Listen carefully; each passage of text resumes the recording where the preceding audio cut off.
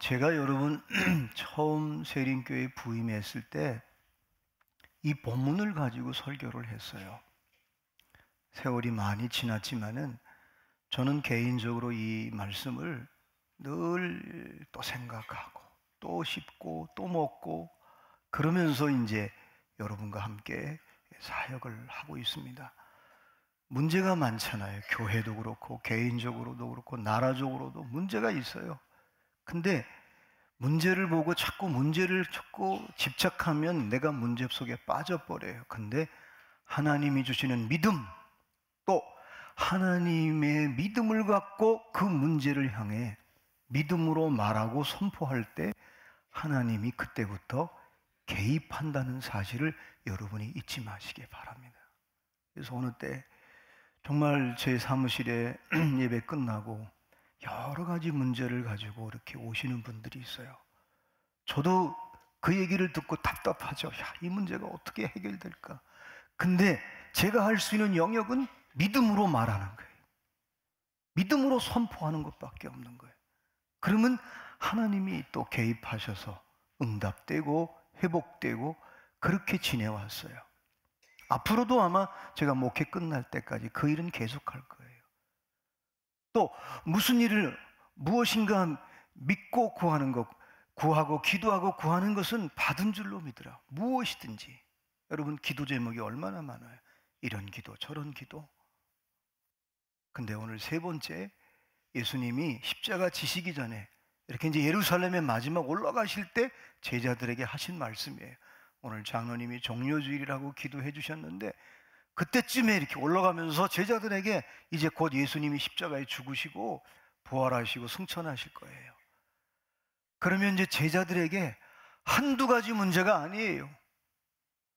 나라는 지금 로마의 지배를 받고 있어요.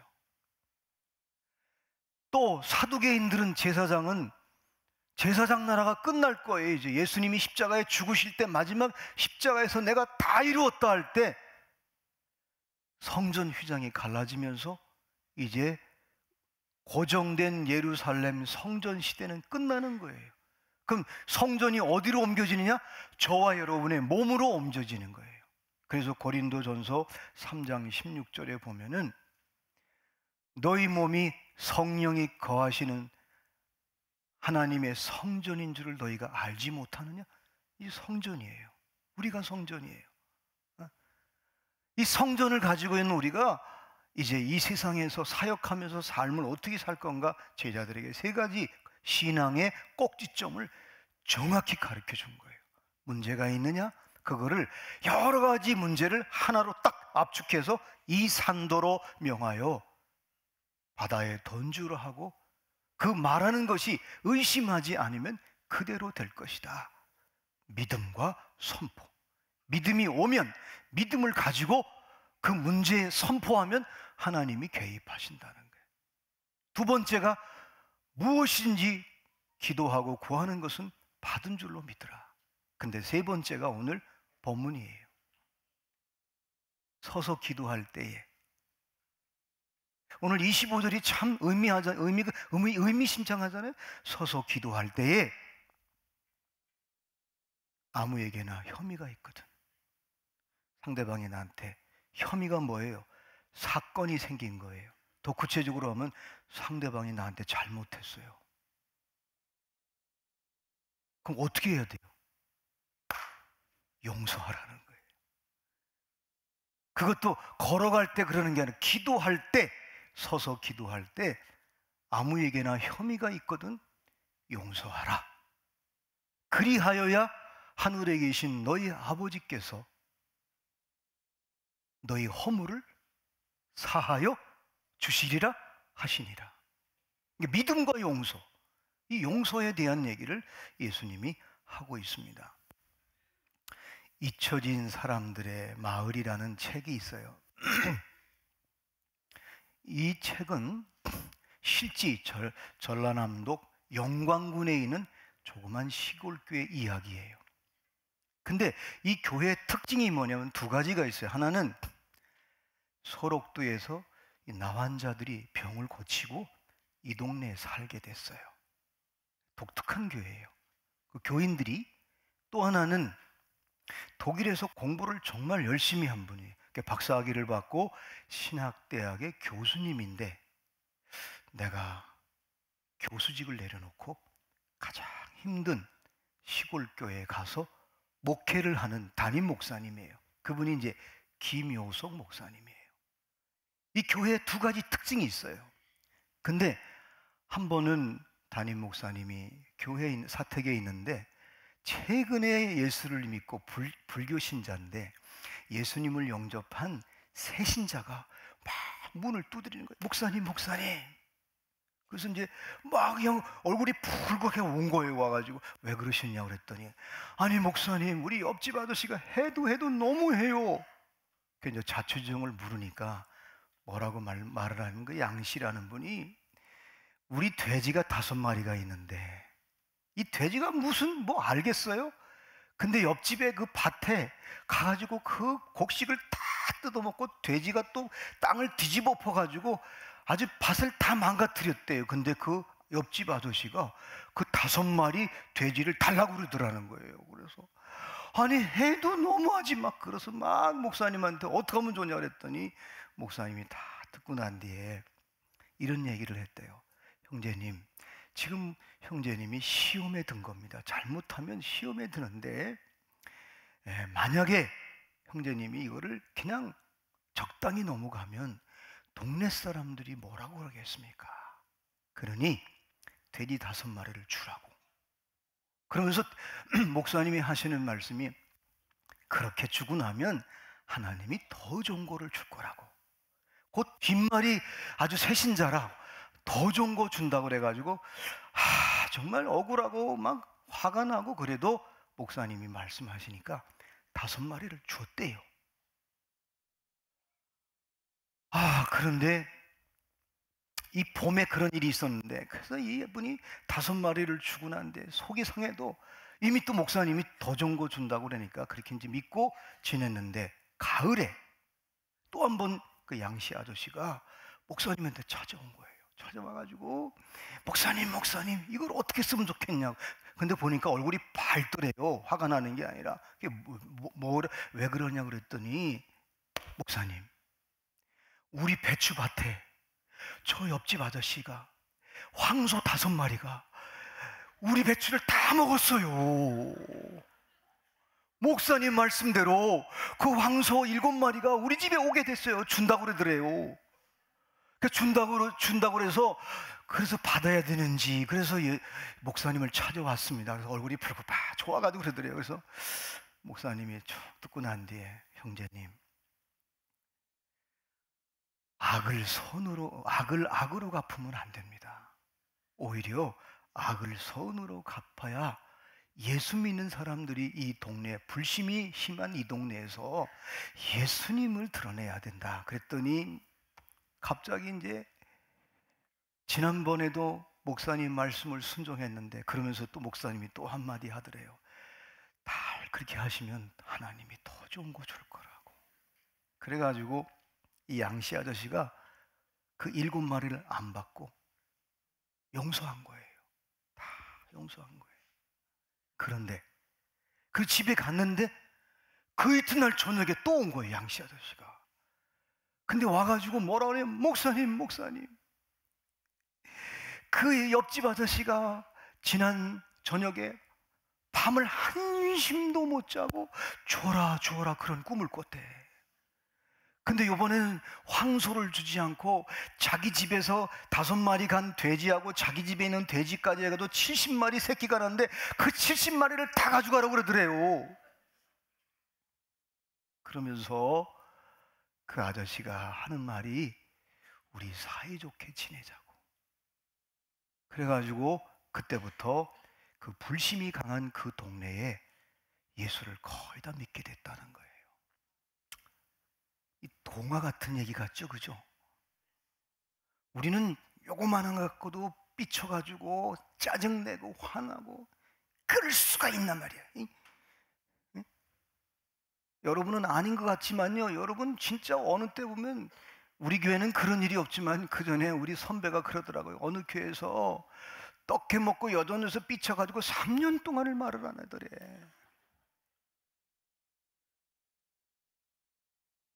저는 이게 실제 있었던 이야기를 책에 고은하 권사님이 동생인 이재철 목사님 사모님이 경영하는 홍성사에서 이 책이 나왔어요. 실화기 때문에 저는 이 책을 읽으면서 신선한 도전과 또 참 감동을 받은 게 뭐냐면, 첫 번째, 이 초신자에게, 교회 나온 지 얼마 되지 않은 사람에게 목사님이 이렇게 아주 정확하게 아주 설득하면서 했다는 것이 참 신선했고, 이분이 뭐 장로님도 아니고 권사님도 아니에요. 근데 또 하나는 이 초신자인 양 씨가 목사님의 말에 그렇게 3번이나 순종했다는 거. 어떻게 이렇게 용서할 수 있고 이렇게 내려놓을 수 있을까? 그런 생각을 해봤습니다. 여러분, 오늘 3번째, 서서 기도할 때란 말이에요. 우리가 영혼의 호흡을 하는 기도할 때 아무에게나 누구에게든지 나에게 혹시 나를 힘들게 하고 나를 미워하고 나를 비방하고 나를 욕하고 나에게 어떤 혐의가 있으면 용서하라. 그리하여야 하늘에 계신 너희 아버지께서 너희 허물을 사하여 주시리라 하시니라. 여러분, 왜 예수님이 마지막에 이 믿음과 용서를 말한 이유는, 여러분, 저와 여러분이 누구를 용서하지 않으면 기도가 잘 안 됩니다. 기도가 뚫리지를 않습니다. 그래서 중언부언하게 돼 있어요. 그거는 지난주에 말씀하셨듯이 제가 이방인의 기도는 전부 중언부언이에요. 여러분, 기도가 이 누군가를 용서하지 못하면 내가 묶이는 거거든요. 믿음의 선포를 못합니다. 여러분이 지난날 신앙생활 하면서 가만히 돌이켜 보세요. 내가 누군가를 용서하지 못하고, 예를 든다면 두고 보자 그러면요, 하늘에서 하나님이 믿음을 안 줍니다. 믿음을, 어떤 문제가 있을 때 믿음으로 담대하게 선포를 못합니다. 문제 해결을 못하고 사는 거예요. 문제 속에 갇혀 살 수 있다는 거예요. 기도? 누군가를 여러분이 용서하지 않으면 기도줄이 안 잡힙니다. 그거를 지금 예수님이 가르쳐주고 있는 거예요. 자, 이 배경이 왜 이리 됐냐? 자, 이제 예수님이 십자가에 죽으시면 제사장 나라는 끝났어요.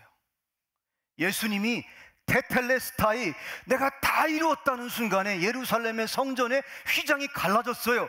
근데 제사장들이 그걸 다시 꼬매가지고 1년에 3번 절기 때마다 유대인들의 남자가 올라올 때마다 11조를 해요. 어마어마한 돈이에요. 제사장 나라가 끝났는데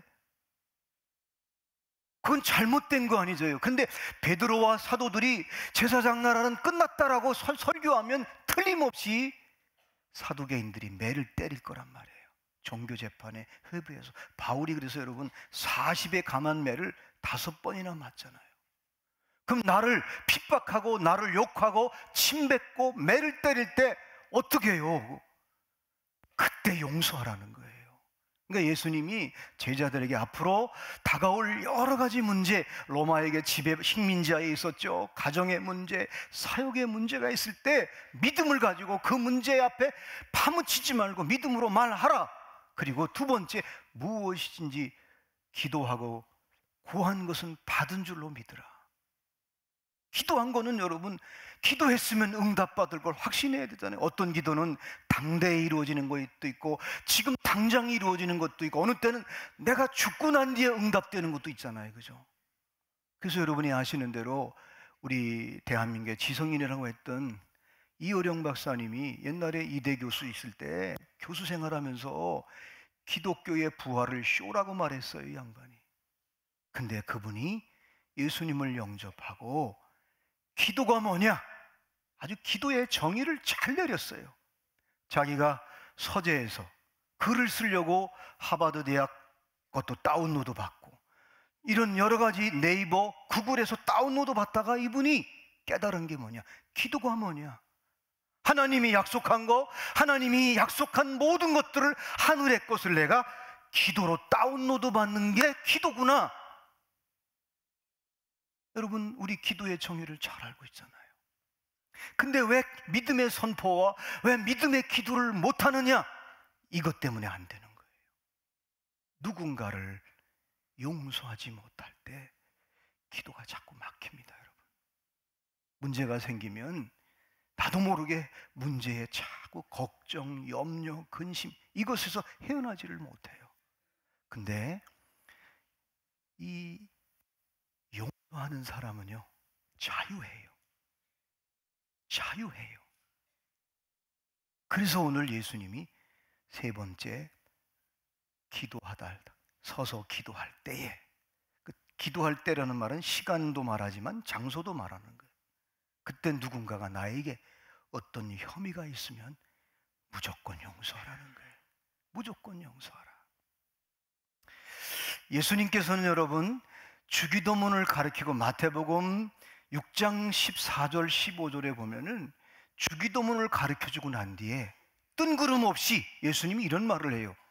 너희가 사람의 잘못을 용서하면 너희 아버지께서도 너희 잘못을 용서하시려니와 너희가 사람의 잘못을 용서하지 아니하면 너희 아버지께서도 너희 잘못을 용서하지 아니하시리라. 구약 성경에는 여러분, 간구의 기도를 할 때 하나님 손을 벌리고 손을 들고 기도할 때 손에 피가 있으면 하나님이 기도를 응답하지 않습니다. 피가 뭡니까?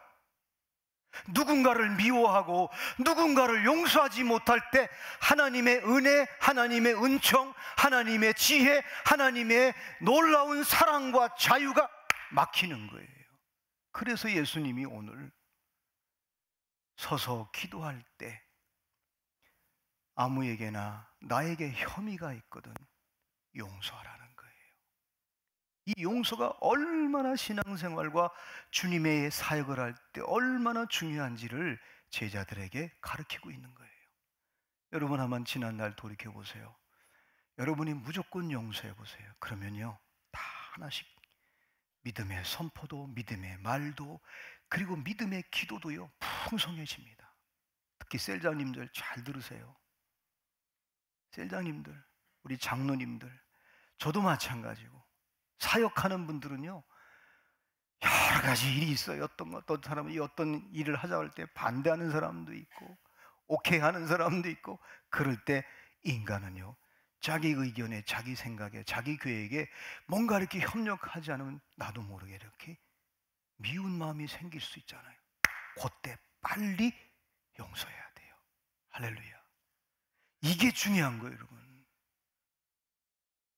어떤 분은 그래, 내 눈에 흙이 들어오기 전에는 막 그래. 아이고,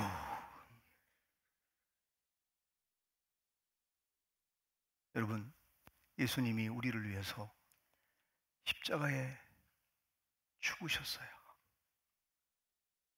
어떤 죄도, 어떤 흉악범도. 이게 마지막 십자가에 죽으실 때 오른쪽에 있는 강도가, 당신의 나라가 임할 때 나를 좀 기억해 주세요. 예수님 그가 어떻게 살아왔던 거, 그게 중요한 게 아닌 거예요.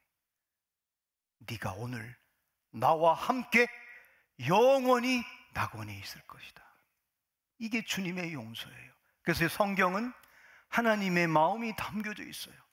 그래서 하나님의 마음을 어떻게 직접 표현할 때도 있고 간접적으로 표현할 때도 있고 어느 때는 역설적으로 표현할 때도 있어요. 또 하나님은 성경에 당신의 마음을 표현했는데 어느 때는 기쁨으로 표현해요. 왜? 창세기 1장에 보면 천지를 창조할 때 좋았더라, 좋았다, 원더풀, 원더풀. 마지막 인간을 창조하고 힘이 너무 좋아하셨어요.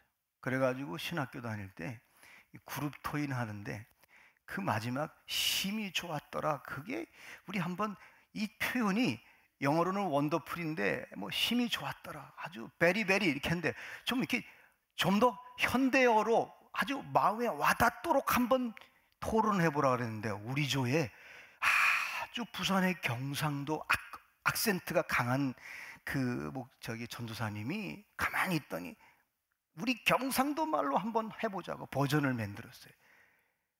기똥차네? 그러더라고요. 진짜 기똥차잖아요, 여러분. 이게 하나님의 표현이에요.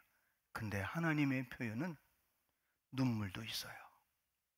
그렇게 기똥차고 매우 매우 좋아했던 그 인간들이, 사람들이 타락하기 시작하는 거예요. 노아 시대에 완전히 쓰레기로 살아가는 거예요. 육체대로 살아갈 때 하나님은 할 수 없이 물로 심판을 하는 거예요. 40일 동안 비가 내리는데 여러분, 그게 바로 하나님의 눈물이에요. 너무 기가 막혀가지고 당신의 형상으로 지은 사람들이 이렇게 인간 쓰레기로 살아가는 것을 청소하면서 하나님이 40일 동안 한없이 눈물을 흘린 거란 말이에요. 예수님이 이 땅에 오셨을 때 인류를 구원할 때도 40일 동안 금식한 것도 바로 하나님의 마음인 거예요. 여러분, 사랑하는 여러분, 예수님이 우리를 위해서 이렇게 우리의 모든 죄와 우리의 모든 저주와 우리의 모든 심판을 십자가에서 우리에게 모든 것을 용서하시고 회복시키기 위해 오늘 종려주일에 나귀 새끼를 타고 예루살렘에 올라갔습니다. 사랑하는 여러분, 그리스도인은 용서해야 합니다. 저와 여러분이 용서받은 게 얼마나 많이 있습니까? 그런데 예수님이 비유로 얘기했잖아요. 달란트 비유에 1만 달란트 빚진 자를 탕감해 주었더니 그 탕감받은 기쁨에 그 사람이 나가서 한 데나리온, 요즘 돈으로 환산하면요, 그 1만 달란트가 75억이래요. 그 75억을 탕감받은 사람이 아메리카노 3,000원짜리 안 사준다고 멱살을 잡아버리면 이게 말이 안 되는 거잖아요. 그래서 여러분이 서로 용서하라는 거예요. 사실 여러분, 저는 그랬으면 좋겠어. 우리 교회 올 때 다 싸우다 왔잖아요. 지난 직장에서 싸우고, 솔직히 막 오다가 어떤 분은 또 부부끼리 싸울 수도 있잖아요. 예배당에 올 때 왜 그 옷을 입었냐, 문 좀 살살 닫지 뭐 하는 거냐, 이러면서 싸우다 와서 여기서는 싸우면 안 되잖아요. 여기서는 서로 웃어주고 기뻐해주고, 부족한 게 있으면 틀린 게 아니에요. 그 사람이 아직 미숙하구나, 그 사람이 경험이 없구나, 저 사람 내가 요거만 도와주면 저 사람 완벽해지겠구나, 이렇게 살아야 여기가 천국이 되지, 그지? 안 그래? 그래요.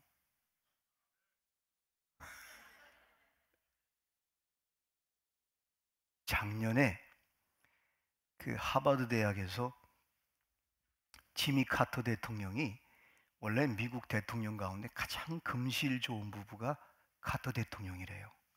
그리고 금실이 안 좋았던 대통령이 아브라함 링컨이래요.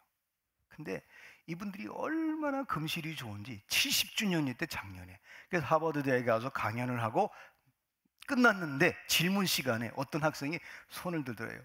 대통령님, 어떻게 그렇게 70년 동안 그렇게 인고 부부로 살아갈 수 있습니까? 그 비결이 뭡니까? 그랬더니 카터 대통령이 그러더래요. 사랑은 30%고 용서는 70%였대요. 그렇게 살았대요. 그러니까 인고 부부가 되더래요. 그랬더니 옆에 있던 그 사모님이, 로자닐 여사가 마이크를 딱 잡더니, 물론 우리 대통령, 내 남편 말도 맞는데 나는 10%는 사랑이고 90%가 용서였다는 거예요.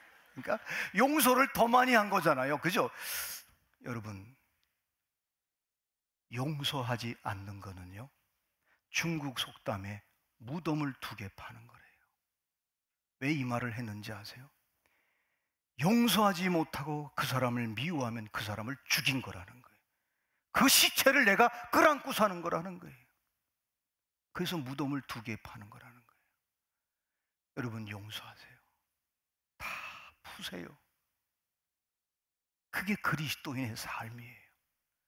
그 새신자가 목사님이 용서하라고 하니까 순종하잖아요. 그 한 사람의 그 용서가 동네 전체를 예수 믿게 하잖아요.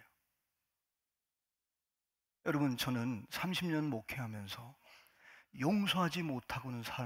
용서를 하지 못하고 사는 사람들의 뒤에 마지막 말로가요, 인생이 굉장히 쓸쓸합니다. 굉장히 초라합니다. 그리고 늘 후회하며 삽니다. 회한이라는 게 있잖아요. 사랑하는 여러분, 이 작은 것에서 조그만 것부터 우리는 용서할 줄 알아야 됩니다. 오죽하면 예수님이 서서 기도할 때에 아무에게나 혐의가 있거든 용서하라. 그리하여야 하늘에 계신 너희 아버지께서 너희의 허물을 사하여 주시리라 하시니라. 제 얘기가 아니잖아요. 여러분, 우리 지난날 보면 참 진짜 아주 별거 아닌데 그것 때문에 갈라지고 그것 때문에 힘들고. 제가 우리 선배가 미국에 가가지고 이제 그 CCC 간사로 있다가 본부에 있다가 이제 이민 신학 연구소를 차려가지고 LA의 오렌지 카운티에 있어요. 그래서 한번 저를 초대해서 갔는데 이런 얘기 참 하시고 이런 얘기 저런 얘기 하다가 그 선배가 이런 얘기를 하더라고요. 김 목사님, 이민 사회는 말입니다, 너무나 이 분열이 많습니다. 이 요거만 것도 용서 못하고 한 번은 어떤 교회가 갈라졌대. 그 교회가 어떻게 갈라졌냐 했더니 카페트 교체하다가 갈라졌대, 교회가. 그 물어보니까 자세히 얘기를 해요. 이분도 경상도 분인데, 김 목사님, 이쪽은 은혜파고 이쪽은 보혈파가 됐대. 아니, 바닥에 푸른색을 해야지, 푸른색.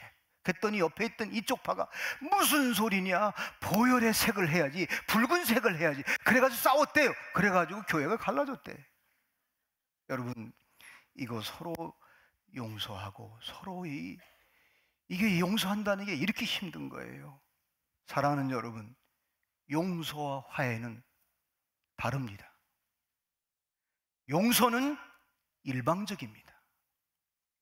화해는 쌍방적입니다. 상대방이 자기 잘못을 인정하고 할 때 화해하는 거예요. 저는 오늘 설교에 여러분에게 화해하라고 말하지 않습니다. 용서는 일방적이에요. 저 사람이 용서를 빌든 말든 저 사람이 더 곁길로 나가든 내가 용서하면 내가 묶이지 않는 거예요. 그래서 신앙생활 잘하는 사람의 특징이 뭔지 아세요? 빨리빨리 용서하는 거예요. 내 감정과 내 기분과 내 이 복수심과 상관없이 무조건 먼저 용서하는 거예요. 용서하고 나면요, 자꾸 잘했다는 마음이 생겨요. 자기 자신에게 성원을 얻어. 그 주님이 또 말씀해, 네가 참 잘했다. 한 번은 어느 책에서 본 책인데, 이야기인데, 어느 신학자가 아주 족구하듯이 쓴 책이 어느 챕터인데, 고양이하고 개를 같이 길렀대요, 한 공간에. 그랬더니 처음엔 막 싸우더래요. 왜냐하면 이 고양이는 기쁘면 꼬리를 감추거든요. 기쁠수록 꼬리를 감추는데 이 강아지는 기쁘면 꼬리를 이렇게 위로 샌단 말이에요. 그러니까 서로 티격태격 싸우더니 조금 지나니까 사이좋게 지내더래요. 근데 그 한 공간에 장로교 목사님하고 감리교 목사님하고 순복음 목사님이 셋이 만났는데 끝까지 싸우더래요.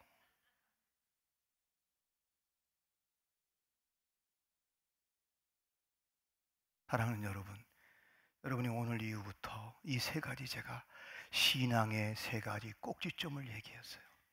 여러분, 우린 문제 속에 살잖아요. 문제 없는 사람은 없어요. 아이고, 저분은 참 문제 없을 것 같아. 아니에요. 그분도 깊이 들어가 보면 자녀의 문제, 질병의 문제, 다 문제가 있습니다.